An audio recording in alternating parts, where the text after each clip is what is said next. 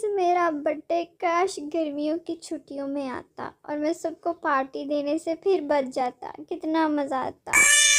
अबे इतनी भी क्या कंजूसी है जो तू दोस्तों को पार्टी नहीं दे सकता। तू तो तेरी बर्थडे पे बहुत देता है ना जैसे। बेटा अभी JEE मैं टॉप करूंगा, फिर IT में जाऊंगा, इसके बाद गूगल में जाऊंगा, गूगल में करोड़ों का पैकेज लगेगा और इसके बाद तू जहाँ कहेगा वहाँ दूंगा मैं तुझे। चाहिए किसको पार्टी? तू साले खाने के नाम पे नोट्स ला देगा। गुड मॉर्निंग बच्चों।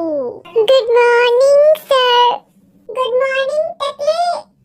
अबे ये क्या तरीका है बात करने का? मेरे तो सर पे बाल है, मुझे फिर भी टकरा बोल रहे हो। जो हम भी बड़े हो गए, हमें बच्चा मत बोला करो।